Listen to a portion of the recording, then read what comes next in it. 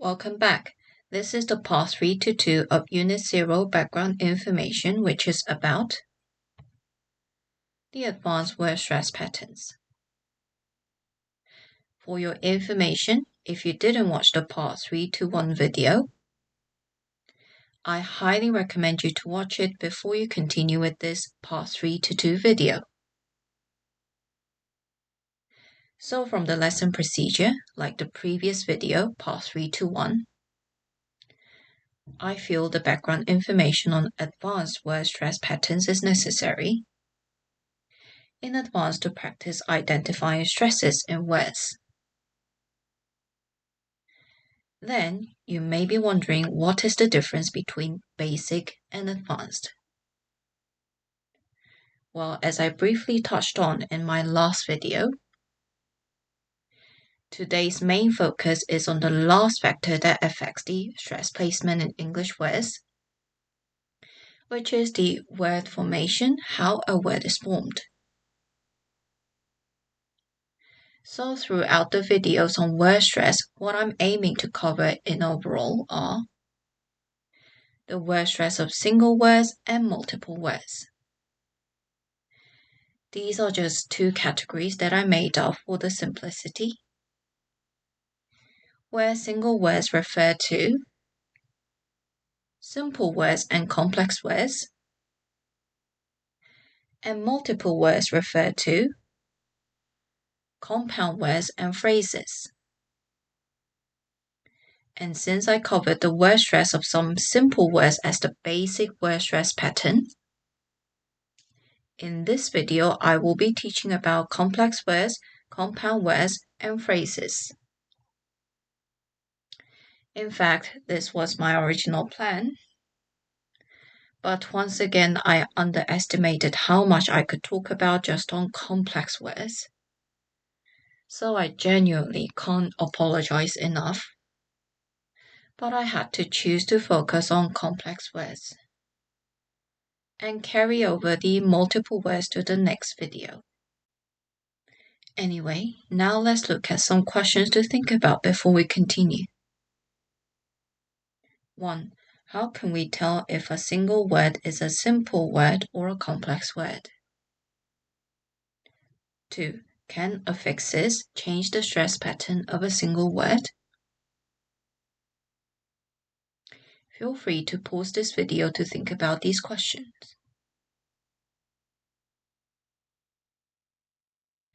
Now let's take a look at the first question, which is about defining simple words and complex words. Since the answer is on the types of morphemes that each of these are made up of, let me first explain what morphemes are.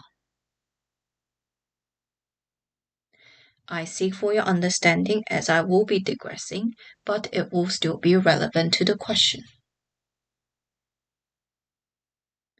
In the previous lesson, I mentioned about morphophonological factor, explaining that it is to do with the meanings and sounds of each element in a word.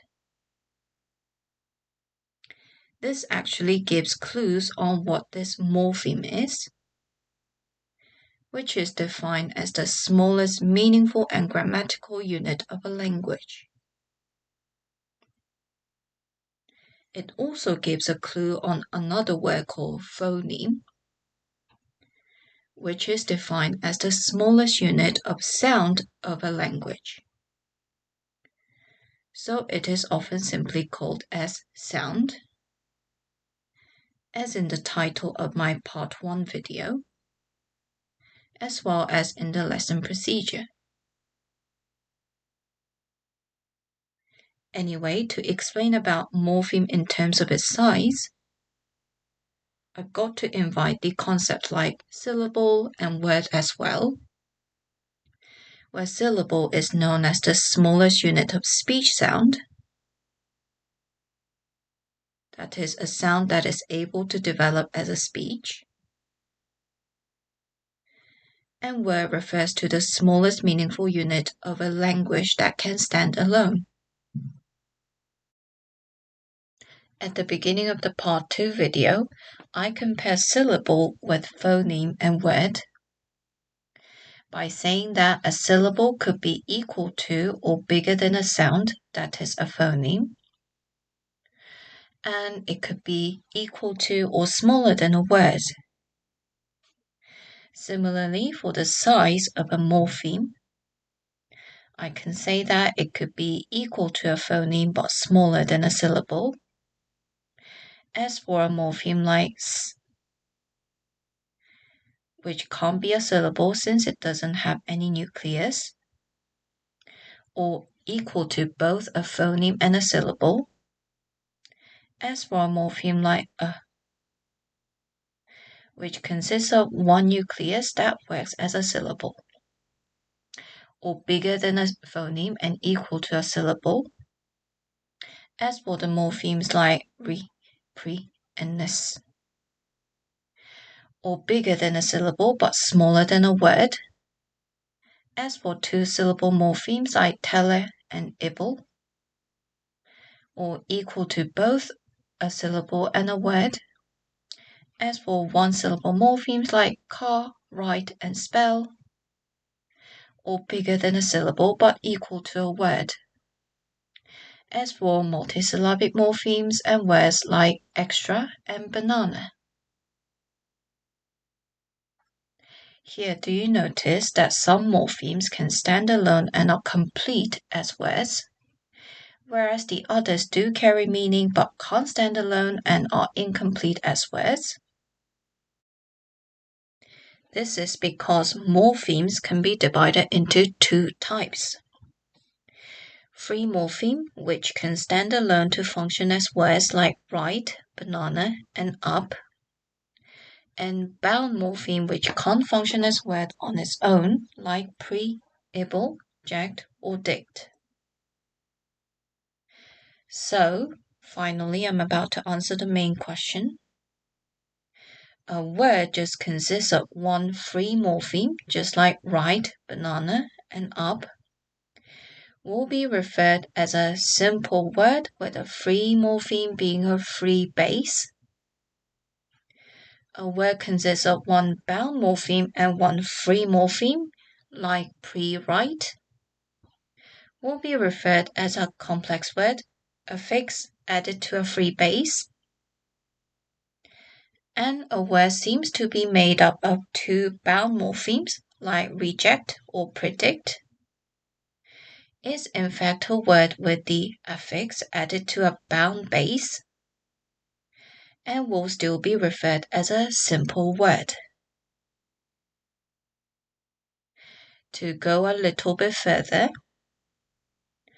a word consists of two free morphemes, will be referred as compound word, which is meant to be distinguished from a phrase with two free morphemes. Well, these two will be dealt with in the next video. Right, moving on to the second question. I can now tell you that the single word here refers to a complex word. Then what is the affix? An affix is a bound morpheme which can be attached in front and or at back of a free morpheme to form a complex word, as I said earlier.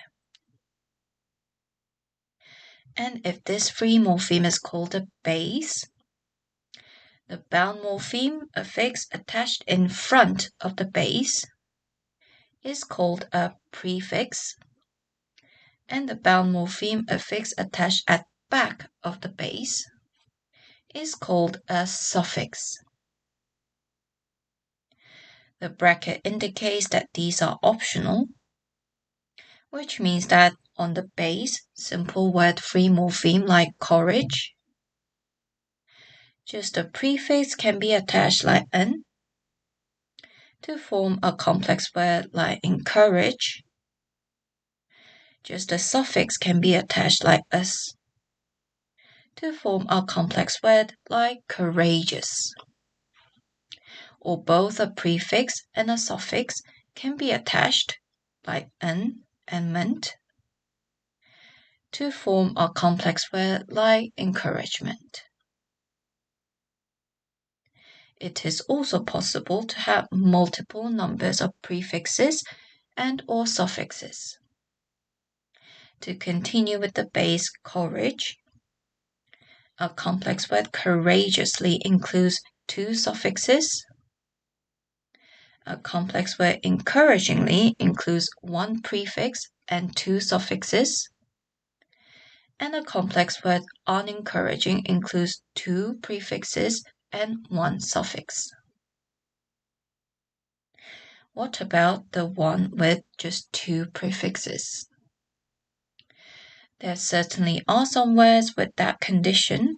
For example, rediscover. But it doesn't work with this space. That is, there's no such word as unencourage. So I couldn't include it. Anyway, the possible number of affixes in a word can certainly be explored more in the course. So back to the main question. Would all the complex words with a base courage have the primary stress on the same syllable? Let's take a look at the stress placements of each word. Firstly, the base courage has a stress on the syllable k. Next, the complex word courageous has a stress on the syllable ray, which is equally applied to the complex word courageously. And the complex word encourage has a stress on the syllable k like a space, which is the same case for the rest of the complex words. Encouragement, encouragingly, as well as unencouraging, with the prefix un having a secondary stress.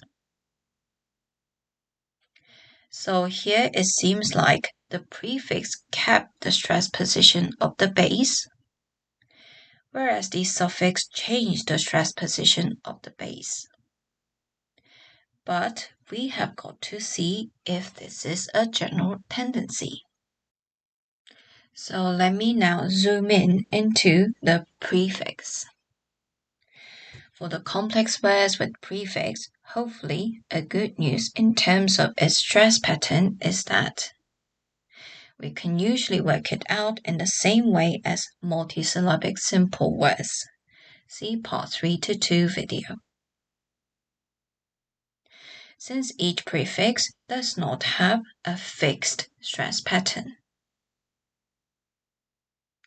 However, there is something else that I feel we need to pay attention to. It is whether the prefix in a word is a true prefix or a semi-prefix. Both are not technical terms, by the way. The true prefix refers to a bound morpheme preceded by a free morpheme, free base, which makes the word a complex word. And the semi-prefix is a bound morpheme preceded by another bound morpheme, bound base, which makes the word a simple word. This is a significant factor for the prefixes that end with a vowel sound, such as re, pre, and co,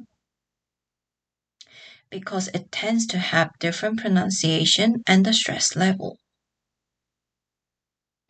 For example, in replay versus repeat, in preload versus present, and in co-manage versus collaborate. The true prefixes end with a tense vowel, diphthong, and carry the secondary stress, but the semi-prefixes end with a weak vowel and do not carry any stress. This may not be applied to all, but it is a factor to consider when we see any multisyllabic words.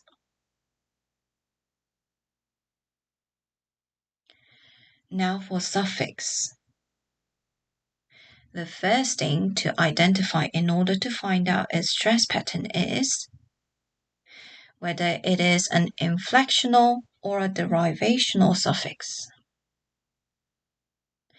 The inflectional suffix only changes the grammatical information of the free base, but not its part of speech, whereas the derivational suffix can change the part of speech of the free base and can create the new meaning derived from the meaning of the free base. For your information, prefixes in English can only be derivational, which only changes the meaning of the free base but not the part of speech. Anyway, the stress pattern of the inflectional suffixes is simple because they are all stress neutral, which means they are unstressed and they keep the stress pattern of the free base.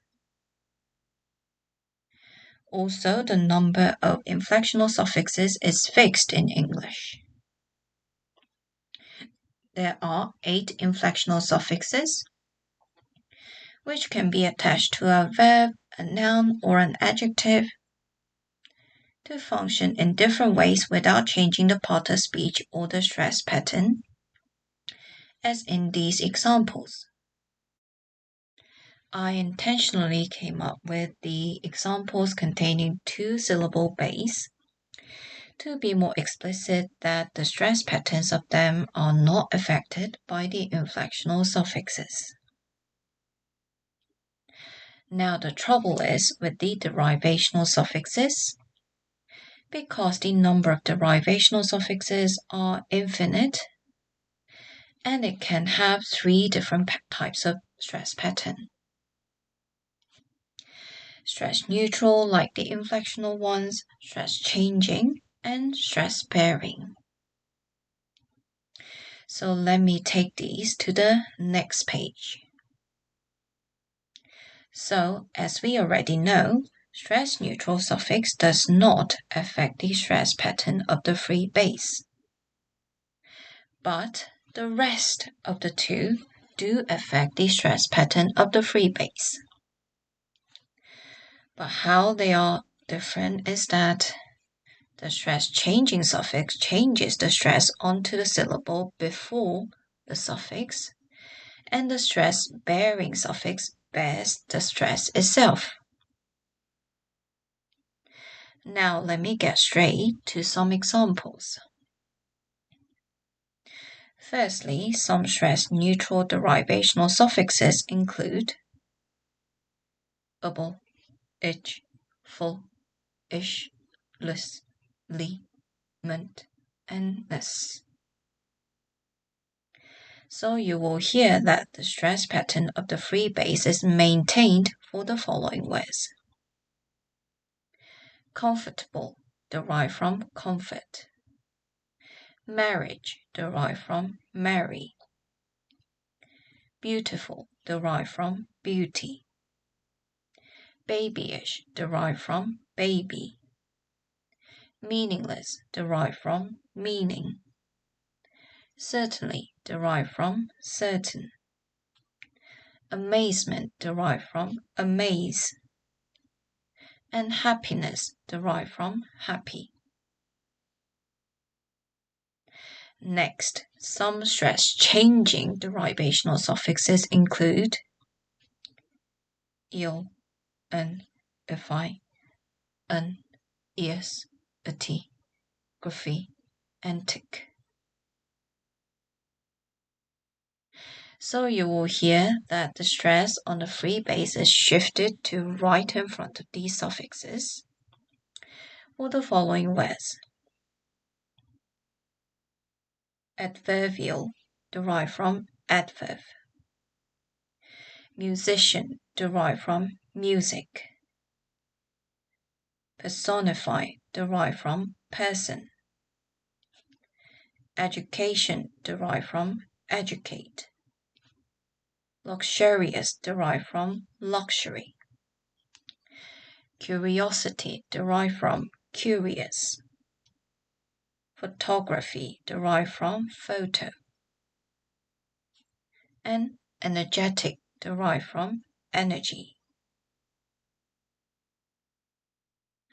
Lastly, some stress-bearing derivational suffixes include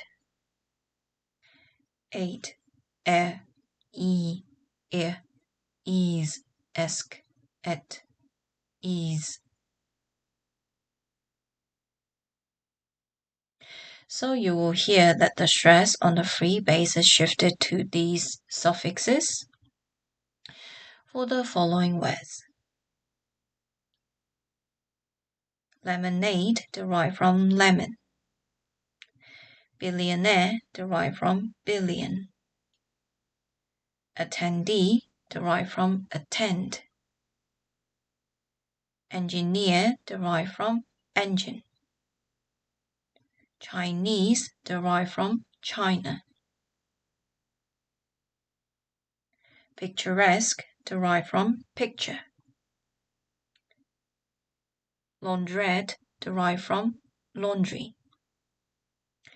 And expertise derived from expert. There are definitely many more other suffixes than these for each category, and I'm hoping to extend these lists throughout the course.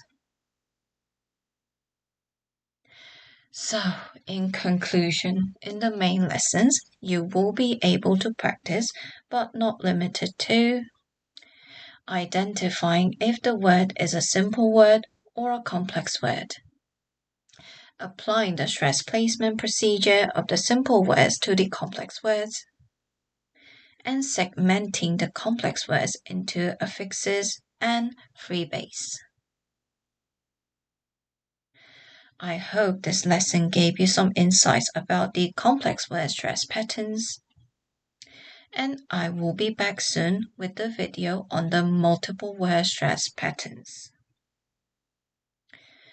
Thank you very much for watching.